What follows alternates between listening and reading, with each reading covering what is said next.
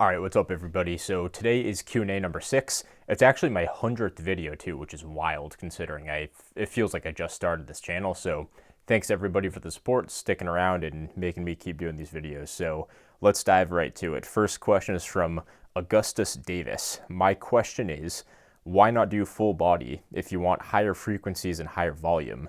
This would improve your recovery since you have more rest days and allow you to hit each muscle 3 times or more per week. Also, you can do things like forearms, calves, and neck on your rest days, so you don't have to do everything on your main days. At least for me, this feels like a good way to get extra volume and frequency without compromising recovery. So, yeah, there are definitely pros to full body.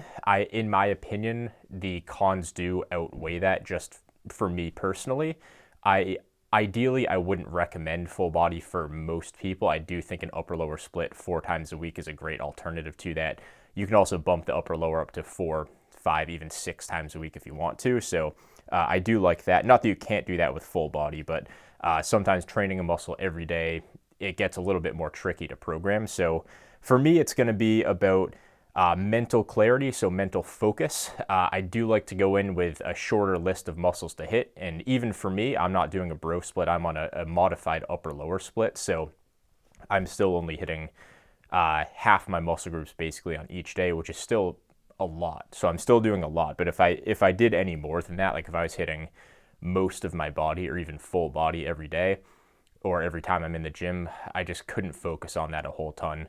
The second part to that would be the warm-up time. And I wouldn't want to, so the way I see this is if I'm doing full body 3 times a week, I have to start that workout off with probably some type of knee flexion, and there's no way around that. Like it's tough. Those are difficult to do. They're going to gas you. So no matter how good your work capacity is, if you're training hard, they're going to be tough and they're going to take a toll on you. So you could either do that first and then everything else has to go after, which would kind of suffer, or you could do that in the midpoint or the later point in the workout. But for me, I wouldn't want to be doing any type of squat or knee flexion towards the end of the workout or even halfway through. Just mentally, that would be a little bit, I guess, not mentally tough to do, but I feel like I would have a hard time putting solid effort into something like that. So I just wouldn't want to be doing a whole ton, having to worry about warming up like knees, hips, low back, shoulders, elbows, all that kind of stuff in one session. I like to have my muscles that work well with each other go on that same day. So for me, that's kind of the thing. And I still get the same amount of volume and frequency in doing this upper lower split. So it works pretty well for me. Next question from Callie or Kale. I think I'm saying that right. I'm not entirely sure. Not fitness related, but it would be fun to know what are your hobbies and interests outside of the gym. Also, the vids are great. Thanks, man. Appreciate that. So hobbies and interests outside the gym. I'd say my biggest things would be, obviously, I really enjoy making videos. That's fun. I do enjoy the channel. I know it's lifting related and it's technically related to the gym, but I see it as a little bit different. More, I guess it's more of a communication thing, and it's my creative outlet that I don't necessarily think I have too much of in the gym. So I do see this as different, even though it's still involved with lifting. I really like getting outside and exploring. That's a lot of fun. I love to do little road trips, travel around, get outside, get out in the woods and whatnot. I also really like hockey. Those are probably my biggest 3 that I can think of right now. There's a few other things that I can't think of off the top of my head, but those are probably the first 3 that come to mind. Next question from Pioneer Fitness. How do you tackle diet? Do you buy into the bulk or cut cycle, or do you just intuitively eat and make adjustments based on progress? For diet, my philosophy on this has changed quite a bit. So my old philosophy that I think this is how most people handle diet in the fitness industry. Track everything to the T when you're cutting, and then when you're bulking, just eat whatever you can. Not quite dirty bulking, but just eat and hope you gain weight and don't really weigh yourself. I've actually changed my philosophy as I've gained more experience with bulking and cutting and bodybuilding. My philosophy now is to use tracking macros and tracking calories as like a plan B. I don't want to say it's a last resort, but I kind of see it as like a last resort where it's a good plan B or it's a good backup plan if eating intuitively doesn't work.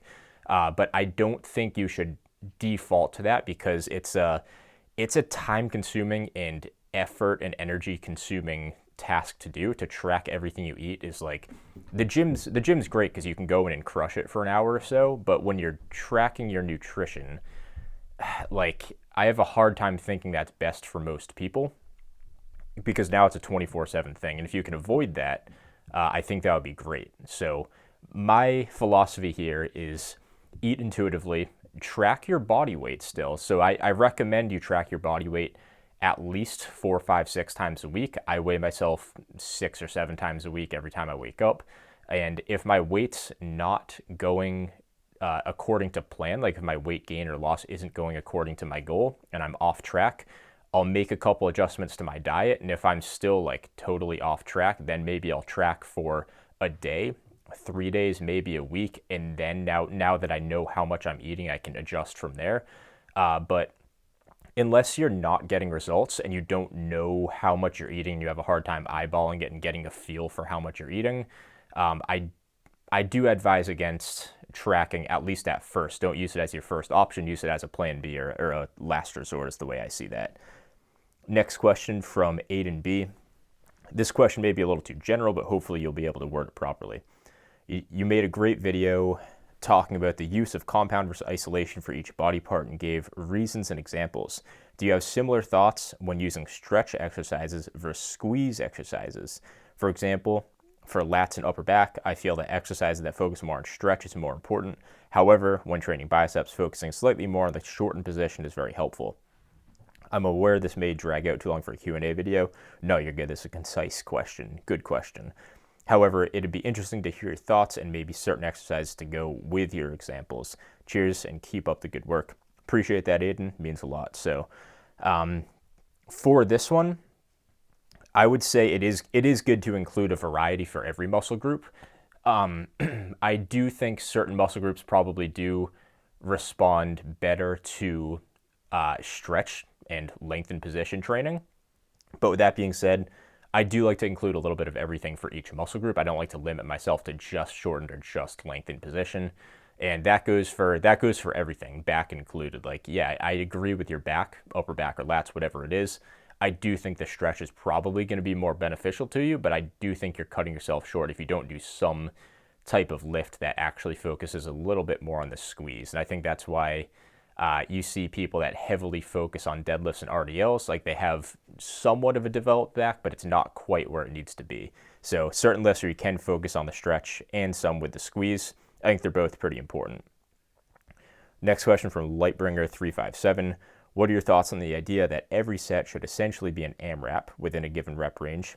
Isn't this just how training to failure should be viewed, and then having reps drop off as a result? And I don't mean literally AMRAP, but 1 rep shy of true failure. So yeah, I guess what he's basically saying is an AMRAP with a given proximity to failure. So as many reps as you can, stopping X reps shy of failure.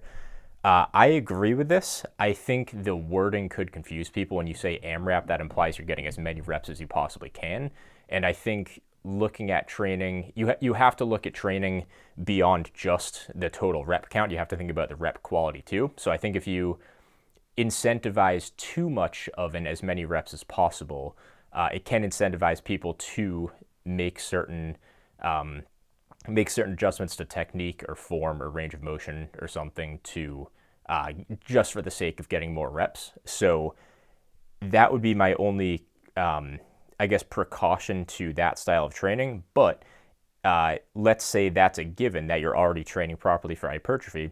Yeah, the way I train is pretty much every set is an AMRAP, but I already know the parameters that I'm training with in terms of technique and form. So yes, I think that's correct, as long as you're assuming that every other hypertrophy fundamental in terms of technique and programming is in check, then I think you're good. Let's see. Next question from Ben Mitchell. If you could add one piece of equipment or machine to your current home gym for free, what would it be? This is the shortest question. This is going to be the longest answer. This is a tough one. For free? I don't know. I really don't. It's almost like, that's like a daunting question because there's so many options. If I could add one machine, I really don't know. I think this one would be for fun. Those old school pec decks are badass. I love those things. Are they probably the biomechanically most optimal way to train your chest? Probably not, but they look sick and they're super cool. One of those would definitely be up there. If I'm being realistic here, I would probably add a Smith machine just for the versatility of it. There's so many things you can do on a Smith machine that are just great lifts. There's a ton of variety, and for a home gym, I think that's key. So, old school pec deck where you squeeze your elbows, that would be dope. I'd love that. They're badass. Realistic, practical answer, I'd say, yeah, just a big heavy duty Smith machine that I don't have to worry about like tilting over or like weird bar paths or anything. Yeah, Smith machine's probably the answer I'd go with there. Next question from Sebastian OT. How many exercises do you need for legs? I currently just do barbell squats, so I was wondering if I needed more. You need more if you're looking for well-rounded legs and if you're looking to just completely stay injury-free and be balanced. So I think it is good to train your legs in a balanced way. And if you're just doing squats, I'm going to assume you're using the same technique every time. That will definitely limit you. I think including some type of other squat variation, whether it's a different bar placement or a hack squat, a leg press, something like that would be super helpful, even a front squat, as well as more direct posterior training too. So assuming your squat's going to be more quad biased, I would say getting in some type of RDL or something along the lines of that's going to help you quite a bit there. I wouldn't just rely on squats just for an overall development and kind of an injury and imbalance prevention method.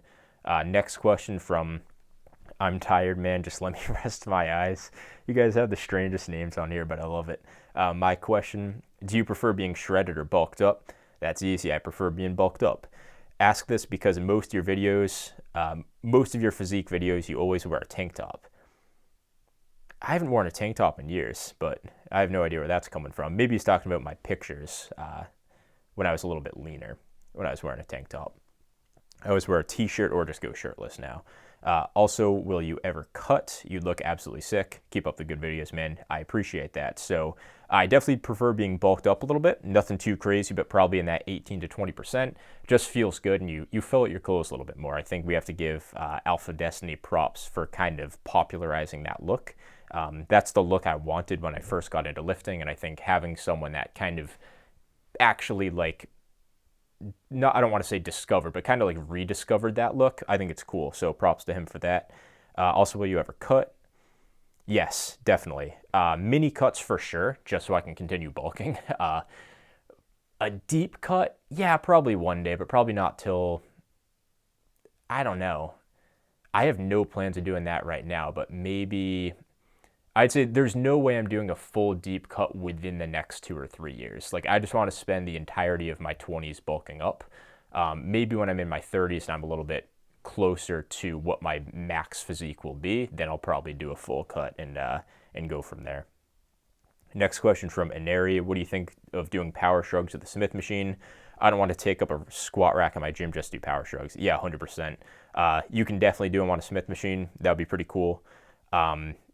Yeah, I mean, it's a lift that the bar path is just so small that it's not like you're completely replacing like a bench press with a Smith machine bench or something like that. So, yeah, power shrugs on the Smith, 100% you can go for it. And it's actually, I would almost prefer this because it's more stable and you can kind of lean back against the bar with your grip, if that makes sense. Kind of hard to describe, but you can keep it a little bit more stable on the Smith machine. So, if anything, I would actually kind of prefer that. Next question from Eric. Any specific foods, drinks, or supplements used for better pumps and performance besides obvious things like creatine and caffeine / pre-workout? I know the pump isn't a good metric for determining muscle growth, but I really enjoy good pumps, so I'd like to know if you or anyone else has had some knowledge and would like to share. Thanks. Yeah, for this one, I actually don't take creatine or caffeine. I haven't had caffeine in 3 years, which is nuts. It was tough to get away from it, but yeah, it's been, since 2019 I haven't had caffeine. Creatine I probably haven't had since my first year lifting. I'm not like against creatine. I'd probably try it again at some point, but I just don't feel like taking it right now. Foods, drinks, and supplements.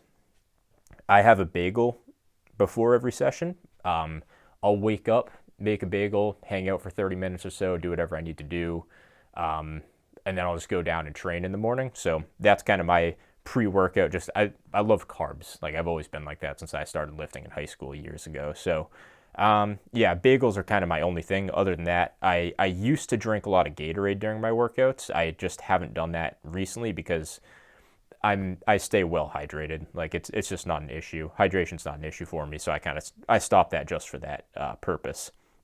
Next question from Patrick Julius. Why are you doing more Yates rows now after critiquing the strength curve of barbell rows in previous vids? Also, why do you put lats on lower day and upper back on upper day instead of doing lat work and upper back work both on upper days? So if I was to train my entire back on an upper day, it would just take way too long. Upper lower splits are definitely more biased towards upper days being longer. So any upper work that works well with lower body work, I'm just going to shift over to even the times out a little bit. And just for mental focus, like I talked about in the first question. Yates rows, Yates rows are, I view them as more of a shrug with just a little bit more range of motion. So the strength curve isn't much of an issue with them. With a regular bent over barbell row, you can have a little bit more of an issue with the strength curve, so I do prefer a machine for that. But for a Yates row, there's really not an issue at all. Barbell's just a quick, convenient setup for me there. So that's why I do the barbell Yates rows. I love that lift, by the way. It's a great lift.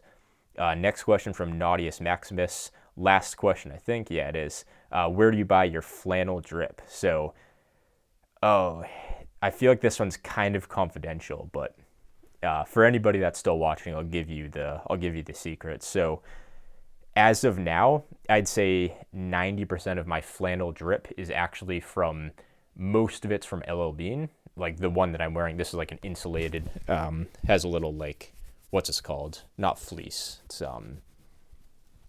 I can't remember what this material is called on the inside, but it's an insulated one. Got this from LL Bean. This thing's sick.